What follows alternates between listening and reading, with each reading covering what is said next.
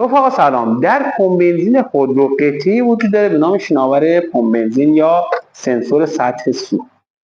اگر می‌بینید که پشت آمپر مقدار سطح سوخت بنزین خودرو به درستی نمایش داده نمیشه، ممکنه یکی از دلایل اون ایراد در این قسمت باشه، اما همیشه این قطعه خراب نیست.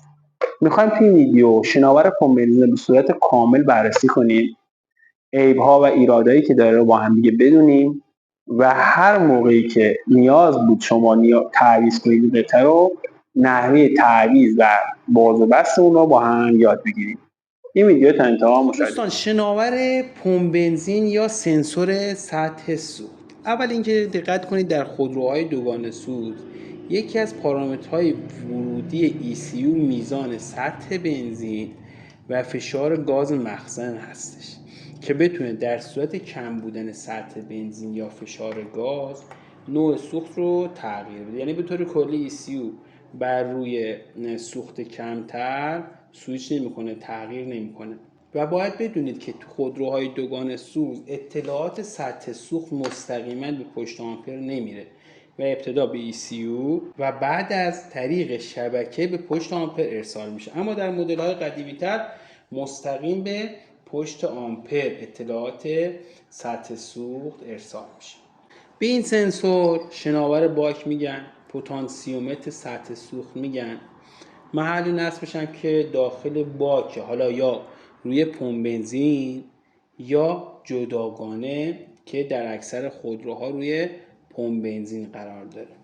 ببینید روی پمپ بنزین در اکثر خودروها قرار داره.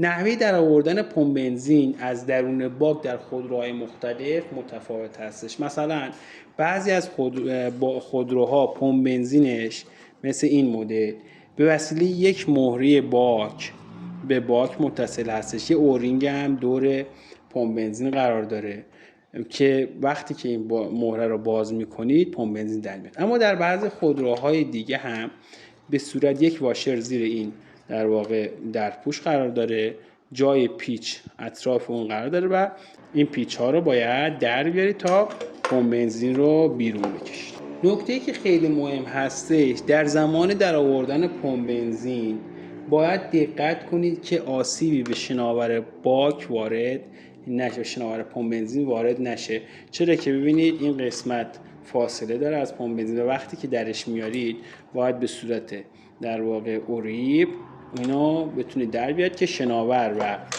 هم پتانسیومترش و هم خود شناور آسیب نبینه. تکنولوژی کارکرد این شناور پتانسیومتر یا مقاومت متغیر هستش. پتانسیومتر اگه یاد باشه توی سنسور دریچه گاز هم همین بوده، با تغییر مقاومت ولتاژ تغییر میکرد و به ECU ارسال میشد. کارش چجوریه؟ ببینید یک قطعه شناور که روی یک قطعه پلاستیکی توخالی هستش که این قطعه پلاستیکی توخالی چون هوا درون اون هستش در واقع همیشه روی سطح سوخت میمونه. با بالا اومدن شناور و حرکت دادن این اهرم شاخک های مقاومت، یعنی این شاخک ها اگه دقت کنید شاخک های مقاومت اینجا، این شاخک ها خب روی صفحات مقاومتی کربنی یعنی اینجا حرکت میکنه و بر حسب میزان مقاومتی که این صفحات رو طی میکنه ولتاژ وارد شده رو کمتر یا بیشتر میکنه و به ECU ارسال. این شناور رو ما چجوری از روی پمپ جدا کنیم؟ ببینید این شناور، این قطعه سنسور در واقع سطح سوخت روی پمپ بنزین در حول یک ریل قرار داره که شما اول باید این سیم ها رو از این خار در بیارید و بعد از آزاد کردن این سیم ها با فشار به سمت بالا در این مدل پمپ، در برخی پمپ ها هم به سمت چپ فشار میدید، به سمت بالا که در فشار میدید در میارید. این در واقع سنسور. این سنسور که دو تا سیم ریز بهش متصل هستش به دو سمت در واقع سوکت پمپ بنزین متصل هستش که اکثرا لحیم شده، ببینید، و باید با لحیم اونو داغ کنید و در بیارید. خب این از این.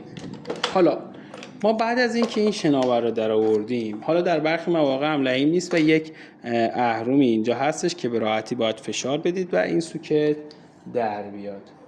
نکاتی که باید بدونید راجع به این سنسور، قسمت پتانسیومتر رو به صورت کامل بررسی کنید و دقیق بررسی کنید.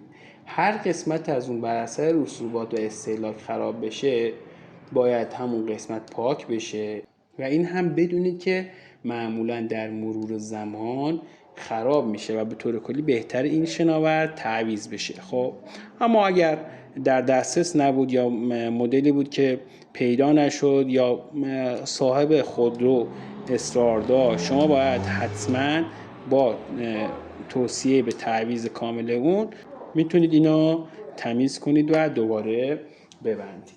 نکته دیگه که باید بدونید، زمان تعویض این شناور خب حتما باید متناسب با پمپ بنزین باشه، چون دقت پتانسیومترها با هم متفاوته. مثلا در خانواده پژو 2 نوع شناور وجود داره، در واقع 7 درجه و 0 درجه. اگه به جای هم نصب بشن گیج بنزین اشتباه نشون داده میشه.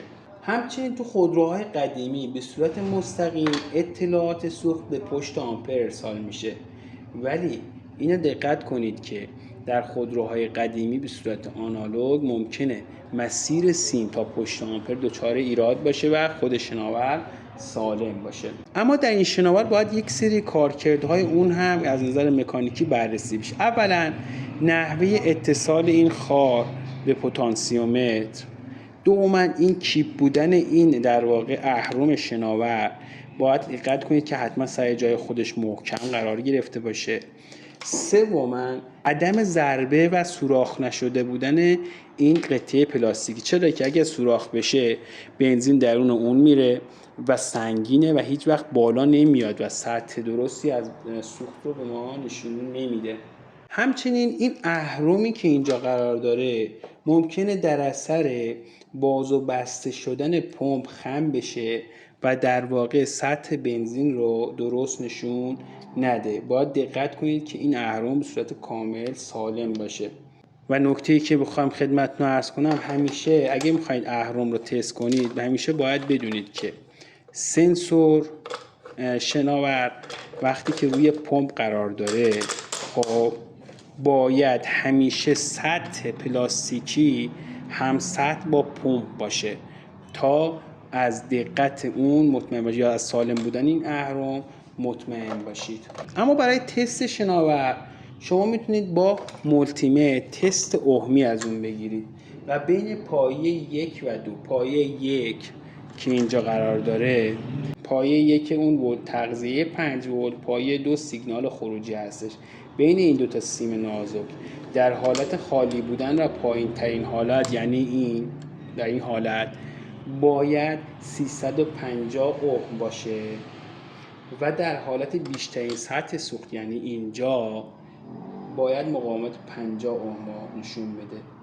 باید دقت کنید مقاومت نباید صفر باشه و همچنین در هنگام طی کردن این مسیر شناور مقاومت صفر نشه و پیوسته تغییر کنه. بریم با هم دیگه تست اوهمی اونو انجام بدیم. برای این کار من مقاومت رو روی 2 کیلو اوم گذاشتم که هم در واقع مقدار مقاومت رو به درستی نشون بده و یکی از پراب ها رو به یک سیم نازک که مربوط به شناوره، یکی دیگه هم به سیم دیگه اون متصل میکنم.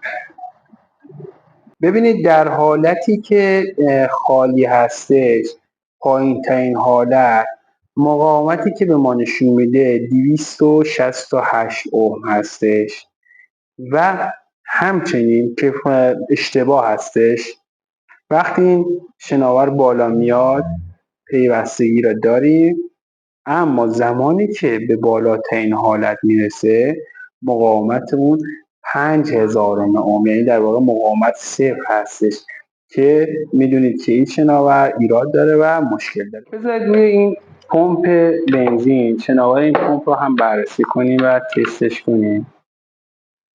ببینید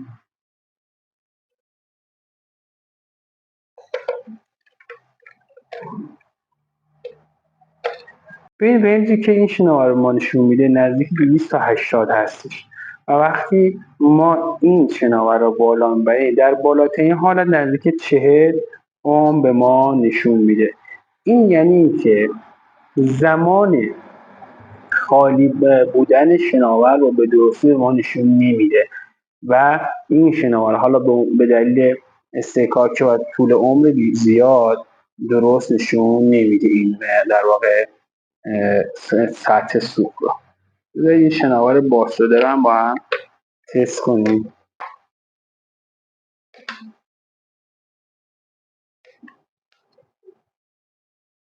خب ببینید این شناور در حالت خالی بودن به ما 150 اوم نشون میده که کاملا اشتباه هستش و وقتی بالا میبریم ببینید چه عددی ما نشون میده، بسیار متغیر هستش، چرا که پتانسیومتر این شناور مشکل داره و دلیل تعویض این شناور که به صورت تکی هم شما میبینید جدا از پمپ، همین ایراد در واقع پتانسیومتر اون بوده. نکاتی که بخوام خدمتتون عرض کنم، ببینید در برخی خودروهای امروزی این خطای عدم نمایش صحیح بنزین در پشت آمپر به شدت وجود داره که اکثر اونها هم با دانلود اصلاحیه که به نام اصلاحیه گیج هستش برطرف میشه.